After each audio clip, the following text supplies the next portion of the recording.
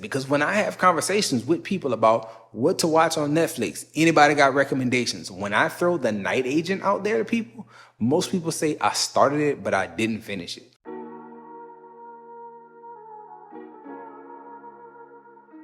What's good people? Welcome to Whole Views. Thank you for clicking the thumbnail. My name is Corey, and today we're going to be talking about The Night Agent. So, The Night Agent is not usually a show that I watch. This is a show that my wife watched and she was really into it.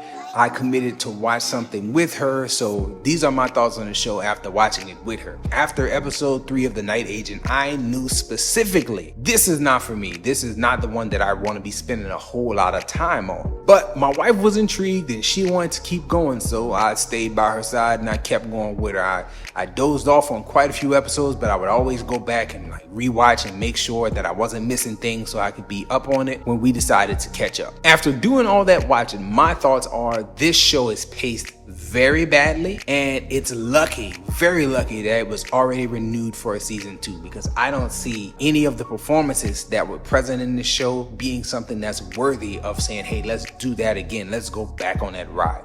It's just not that great of a show, in my opinion. And I'm gonna go ahead and go through the reasons why I don't feel like it was that great.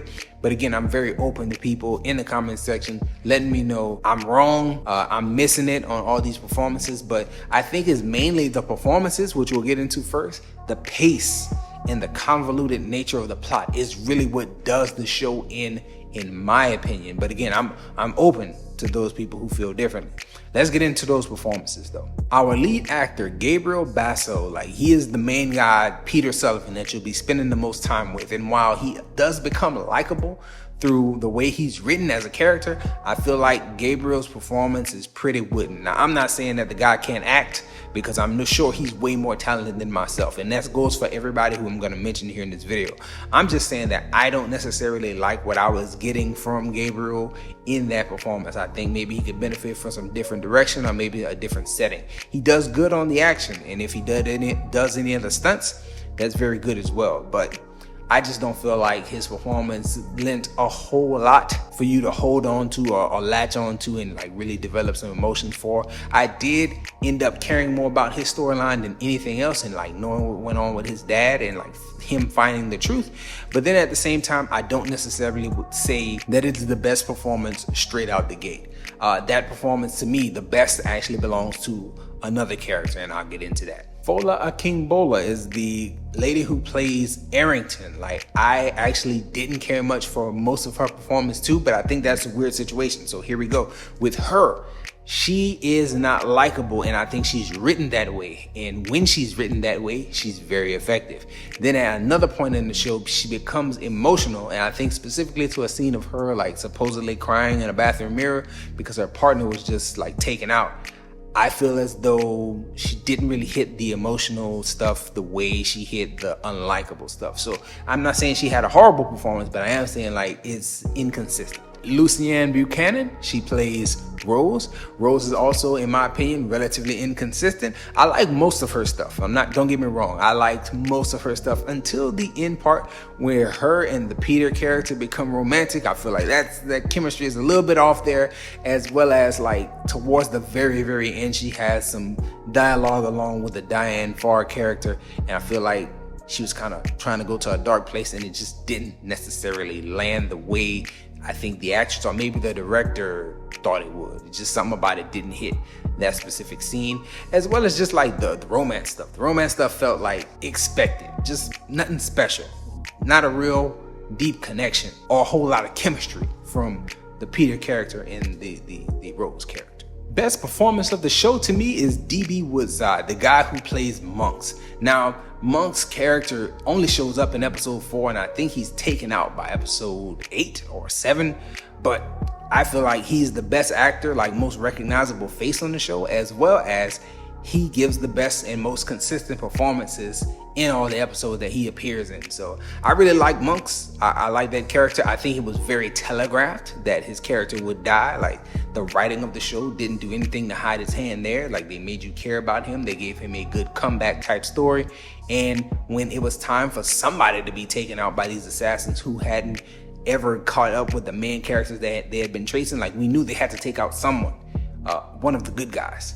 in this situation, and I called that it was going to be Monks just because like he's the only one with some level of emotional connection that you can care about. Either Monks or maybe Rose, but I think Rose was set up there to kind of last and be a through line.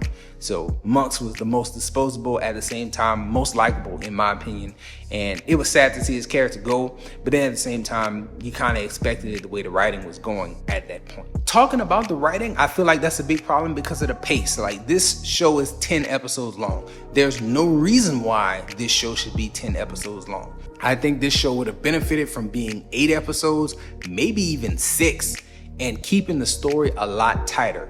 That leads me to the convoluted point that I kind of made earlier. There's so much double crossing. There's so many people trying to play both sides or all 3 sides of a triangle. And I feel like it would just benefit if you cut some of that stuff and streamline things. Like, you have a vice president character here who has a whole backstory that gets explored and delved into.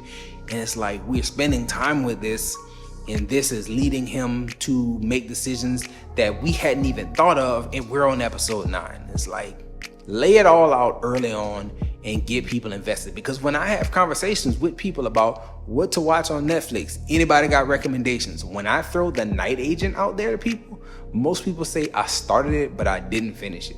I was very surprised when I looked it up and saw that this has already been renewed for a season 2, because I don't know where you go with these characters and what do you do with this world that you've built. I do think the idea of The Night Agent, that you have these secret agents doing things and they call this line if they need help, that's a cool little thought. But to expand it the way they expanded it with a PFI, like a foreign terrorist group, as well as a plot by the vice president to take out the president and become president, and also take out all these other people. It's like, man, all that stuff felt very convoluted in the last 2 episodes. At one point, my wife and I were sitting down talking as we watching the show, and we don't know who's gonna live through this. And most people would think that's good because this show has tension, but it's not a good thing, and the tension is not there. It's actually more aggravating than anything else because we don't really know the end game for any of these people. Everybody has so many motives flying around toward the end of the show that you don't know who's on whose side.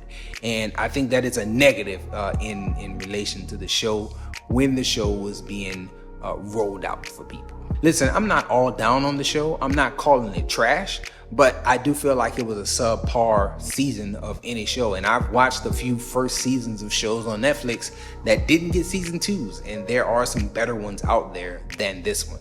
So why is this getting a season 2? I don't know. Maybe there's somebody out here who will watch this video and jump in those comments and tell me why it deserves a season 2. Please do if you feel it does, because I don't necessarily feel it does. I feel like this is something that should have been a one and done, and it's not. So let me know if you're one of the few who enjoyed The Night Agent. I am not one of the few who enjoyed it. I'm one of the many who kind of would have started it and then said, this is not engaging enough. It's not moving fast enough.